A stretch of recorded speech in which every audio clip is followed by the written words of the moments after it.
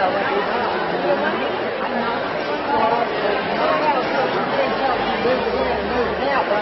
afternoon, everybody. Good afternoon.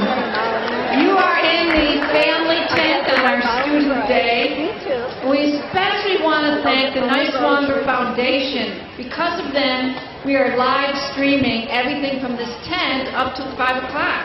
So, we always tell people put their cell phones away. We want the ringers off, but feel free to text your friends and tell them they can share this hour with you by going to storytellingcenter.net. And there they can watch the live stream. Maybe they'll see the back of your head. Who knows, right? So tell your friends all about that. Also, maybe stomachs are starting to rumble a little bit. Want to start thinking about what you're going to do for dinner. I have a couple ideas for you. One is the Exchange Place, and that takes place at 5:30 at the College Street tent. If you look on page 12 in your programs later, you can read, but you see there's 6 tellers who haven't been here before. What happens is that one person from each region, we kind of divide the United States into 6 regions, gets to come and tell you a 12-minute story. I'm from Chicago. You might be able to tell, Chicago. We are very proud that Scott Whitehair is representing us, but wherever you're from, if you live in the States, there's somebody representing you, and you would really enjoy that at 5:30 at the College Street tent. Or, if you've been hearing some of the great musicians we have here at the festival this year, maybe you're just bursting with song, and it's time for you to do a sing-along. Our Jonesboro Novelty Band plays up in the park at the dining hall there. There's a dining tent, and they've done this for many years running. People have such a good time. Many of your old favorites, you can eat and sing, and that's a great thing to do. And of course, when you eat, sometimes you need to drink something, so maybe you want to find your way to the Wine and Beer Garden. It's going to be open from 4 to 8. It's right in front of the center, the International Storytelling Center. And our sponsor is Holston Distributing One-Stop Wine and Spirits. So that's open from 4 to 8. Maybe toast a little happiness to your friends you're with.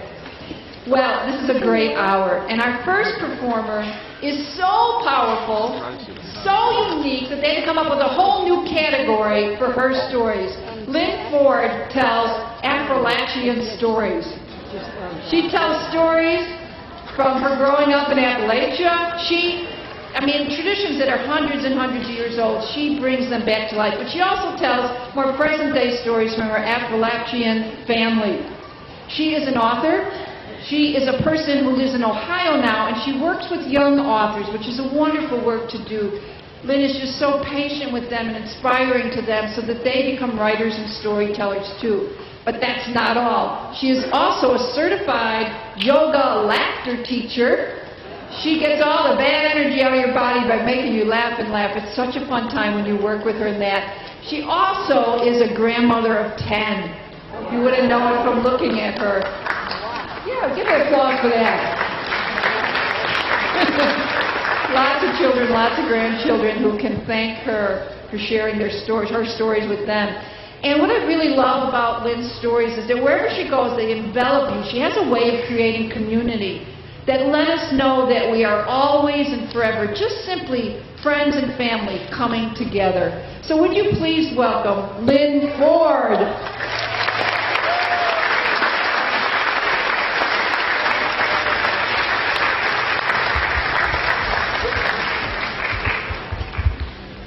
Good afternoon.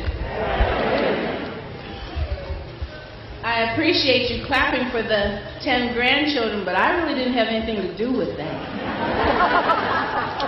It's a blessing, and it makes me feel good that one who is going to graduate from high school, Lord willing, and the creek don't rise this year, is the one who would call and say, Muzzy, tell me a story. And you know me, I'll tell you anything you want. What do you want to know? It's a gift for the elders to share stories with those who come after them.